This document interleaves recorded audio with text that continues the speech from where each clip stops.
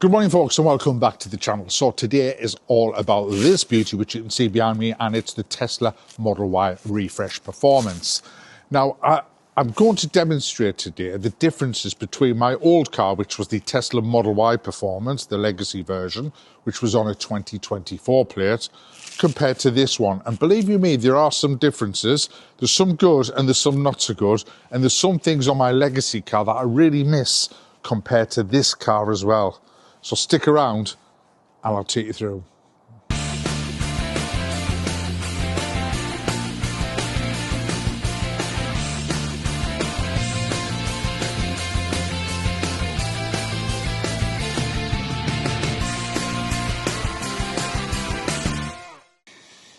So as you can see, I've gone for the white on white version, and the reason I've gone for the white is because it's easier to maintain, and I will be keeping this car for quite a period of time now because I can't keep chopping cars in and losing money on them as you do. But this one I'm going to keep for a period of time. So white does stand the test of time, and it's really good for when you're washing it. It disguises any swirl marks, stone chips, etc. compared to other colours. So hence the reason I've gone for white. The white interior on this I've gone for as well, which I absolutely love. I had it once before and I regretted when I got my last car not getting the white interior. Now, believe it or not, you're going to think I'm mad, but white interior is easier to hide marks. It's better for cleaning than what black is. I found with black interiors, especially in the summer, you know, you had sweat marks on your chairs, you had makeup marks on the chairs. It was just a nightmare. Dust particles showed up on it, but on white it doesn't. And it's so easy to clean, I promise you. Damp white cloth. These seats are still, after 2 weeks of use, have not been cleaned yet. Not even rubbed down. And as you can see, they're in a really, really good condition still. No marks on them whatsoever. And if we look in the back, again, you know, I've had kids and all sorts in the back of this car. And again, the seats are looking really, really clean. So don't worry about white seats. Do not believe all the negativity that's on there, because that usually comes from people who've never owned a Tesla with white seats. So if we come round to the front of the car, this is the bit that I'm really, really pleased about, is the front end. So the old front end, I never liked that look. I thought it was a really bad angle for the car. So my old Model Y performance had that frog fishy look, where this has got more of an angular look. Now, there's a lot of debate online whether people like the front light bar or not. I personally do. I do like that futuristic look. So for my taste, it suits me brilliant, and I much prefer the front end look. And again, you know, the back end look, I wasn't a fan of the rear light bar at first, but when I saw it, when the car was on display down in London, I went to a special event, I just fell in love with that rear bar because it looks so much better in real life. And the shape of the angle of it, it looks really good as well. Right, so that's just literally a quick look at the car, brief description on why I went for it. Let's take it out and I'll talk you through the stuff that I really like about this car that I never had on my old one, and vice versa, what I had on my old one that I really miss on this one. Let's get the car and have a look.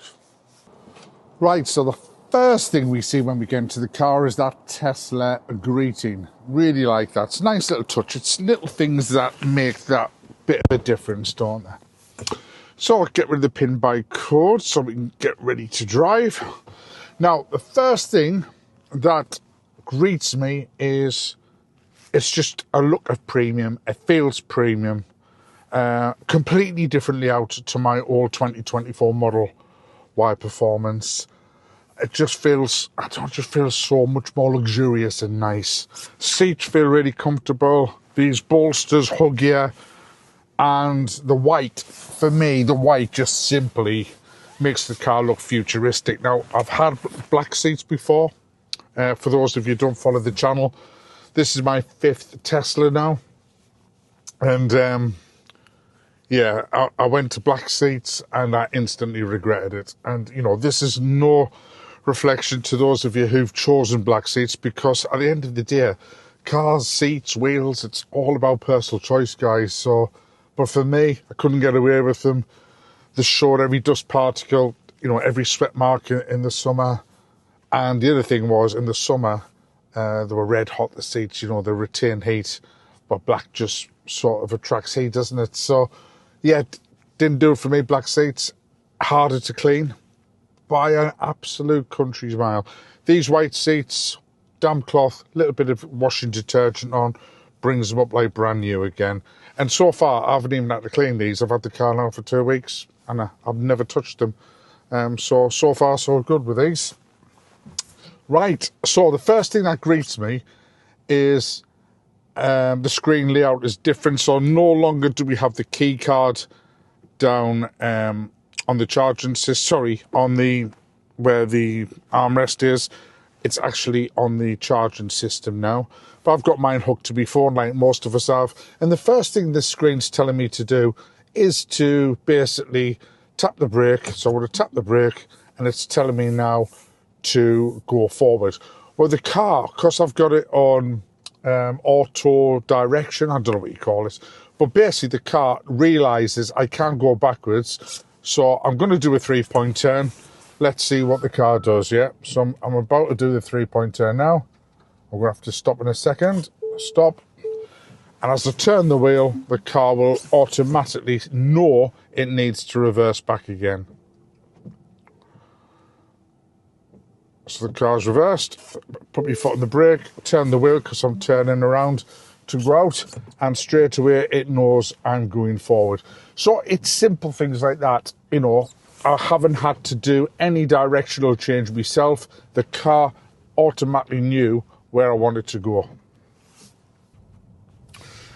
Right, so this little road I'm going down now, in my old Tesla Model Y Performance, I would feel vibrations in the car, rattles, etc, etc. Now, the Legacy model was prone to rattles, and this one, so far, not so much as a rattle, a squeak, a groan, nothing.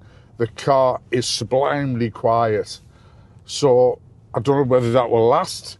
For those of you guys out there who got the Model Y Juniper when it was first released, if you can let me know, have you got rattles in your car? Because, touch wood, I'm hoping I don't get them in this one.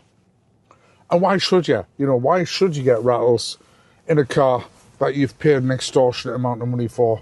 You know, you're paying for that premium experience, guys. So, you know, you expect to have that premium feel when you're driving. So, with the new seats hugging me, and I will be doing a bit of a road trip in this car. So, I haven't done a great distance in this car, but as I said, I will be shortly. So I'll be interested to see what the seats are like doing them sort of distances, because doing short distances, I can't speak highly enough of these seats, and the thigh support underneath doesn't half make a difference. You know, I'm 6'1", and just having that little bit more support underneath the back of your thighs just makes you feel a lot more comfortable in the seat that you're sitting in. So we all know the car's quieter. We all know it's a smoother ride. Now with this performance version, you get an adaptive suspension.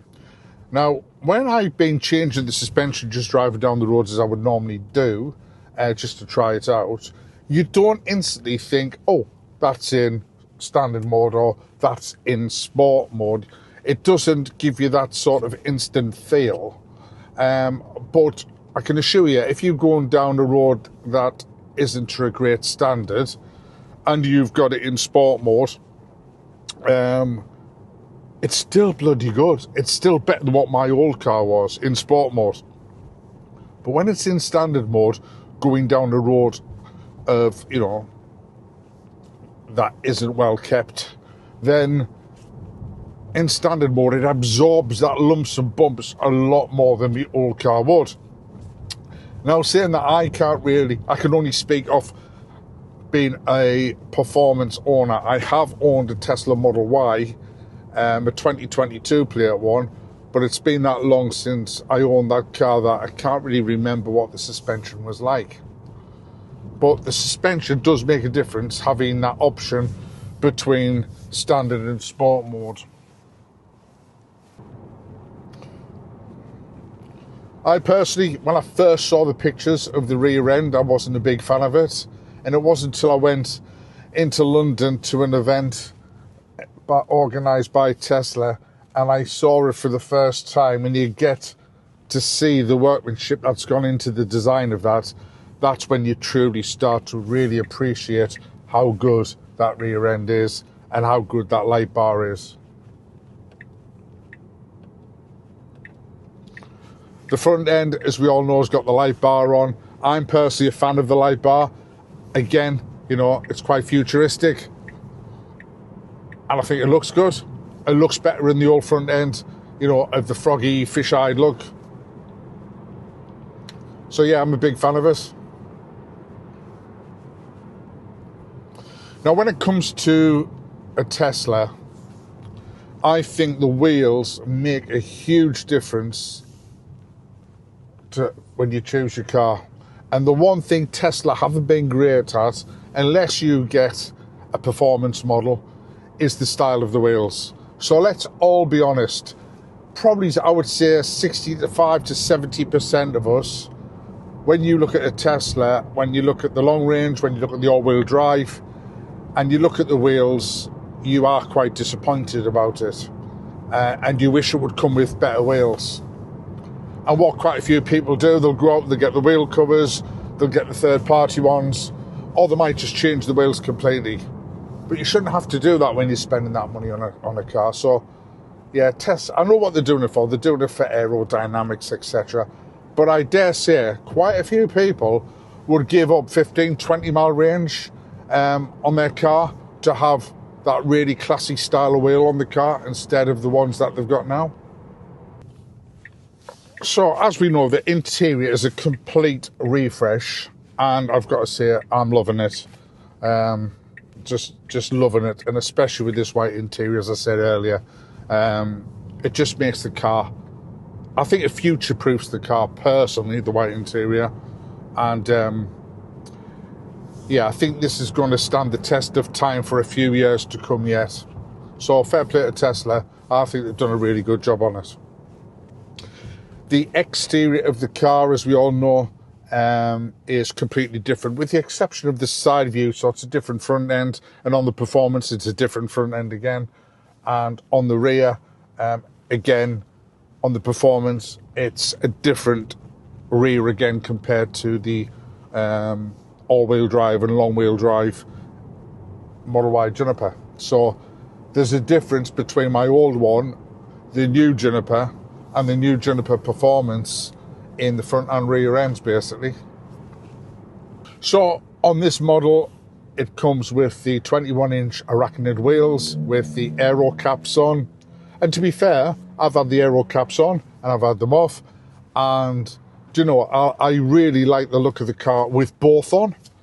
So I'll probably chop and change as time goes by. But at the minute, I've left them on because, as I said, I'm going to be doing a road trip soon. And I want to see what the efficiency is with the aero caps on, to see if it makes, see what sort of mileage I can get on it. Yeah, that's going to be interesting. And then obviously next time I do that road trip, I do it quite frequently, I'll take the aero caps off and we'll see if there's a difference. I know it's not an exact science, there'll be different weather conditions, etc. But at least we get a bit of a flavour for it. So, you know, I can feel a difference in the acceleration between this car and my old car. And I can feel it at 0 to sort of 25 to 30. I can feel that torque is a lot, it pulls a lot more on the sort of 0 to 25, 0 to 30. And then it sort of levels out. So I think that's where the, you know, the small differences between the old acceleration of 3.5 0 to 60 to the new acceleration of 3.2 0 to 60. That's in miles per hour, by the way. The top end's 155, which was the same as the old one. Not like you'd be doing 155 in it, but, you know, I just like to know it's there if I need it. You know, the other variants, I think, tops out at 125. But it's just nice to know that you've got it under your belt if you need it. Right, let's go into the bits that I'm not so keen on. So, I've always said this about Teslas. When you're choosing a car, I would love to be able to choose a different colour sort of headliner. So if you look at this here, if I had that in black, I just think it would finish the car off so much better. So, and I don't know, again, it's personal choice, but if I could, I would have had one of them in black. I believe the Model YY, is it the 6-7 seater that's available in China? I believe you can get that in a black headliner. So I think it's coming. It's just a matter of when. Right, the other one is the difference on the two performances, the 24 and this one, is the regen. The regen does not feel as strong on the new model as what it did on the old model, which is interesting. So you have to sort of get used to sort of judging your sort of regen distance. And what I mean by that, rather than using the brake, you know, you feather the accelerator pedal to allow for the regen. So when you come to a set of traffic lights, you stop perfectly. So yeah, that took me, what? It probably took me half a journey to readjust myself on that, but you can feel the difference. It's not as strong, the regen. So another one is this car does not come with track mode, and which surprises me because the performance models have always had track mode. Now Tesla have said on track mode that when they looked at the data, not many people use track mode on the Model Y. Now again, you know, you're paying £10,000 more to have the performance versus the all-wheel drive version. And I will be absolutely honest, there's only the odd time I put it in track mode, especially, you know, like when it was snowing and that sort of thing. I'm not a person who takes the car to the track. So I do get Tesla's analysis behind the data that they've got. But again, if you're paying $10,000 more, it's nice to know it's there if you need it. Now, whether that gets readdressed on a software update, I don't know. But I think they should have put it on.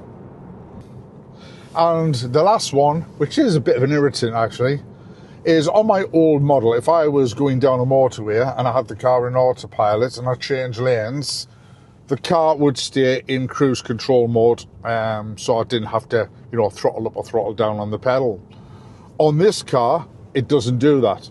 You have to be either in autopilot before you start your journey or on cruise control setting. You can't have both like you did on the legacy models. So again, I hope they address that on the upgrades, or the software updates, sorry, because that is quite a niggle actually, that one. And I've never seen anybody sort of say why that's happened, why Tesla have done it. So if anyone knows, please drop it in the comment section, let me know. But listen guys, overall, you know, my first 2 weeks of owning this car, I find I'm trying to use every excuse in the book to get out and drive it, you know, so I just love driving this car. It's just so good. It is, it's so good. And I know they're a lot of money. And, you know, I'm very privileged to be able to buy one. I know that as well. But I wouldn't have anything else. And I'd go as far as to say that regarding driving Teslas, and, you know, I've only driven Model 3s, Model Ys, and I did have a go in a Model X as well. But after driving all of them cars, this is definitely the best version of a Model Y I've driven, without a shadow of a doubt. It, as I said to you, you get that luxurious feel when you're driving this car. So if there's anything you need to know, any other questions, there's going to be plenty more information about this car and content coming your way. So please click that like and subscribe button, guys. Costs you nothing to do that. And you can follow the journey with me in my brand new car, who I've called Gretel, by the way. So my last one was called Sylvia because she was silver. and this one's called Gretel, as in Hans and Gretel, because she was made in Germany. So follow me on the journey with Gretel. We'll see where it takes us, and I'll catch you all on the next video. Thanks for watching.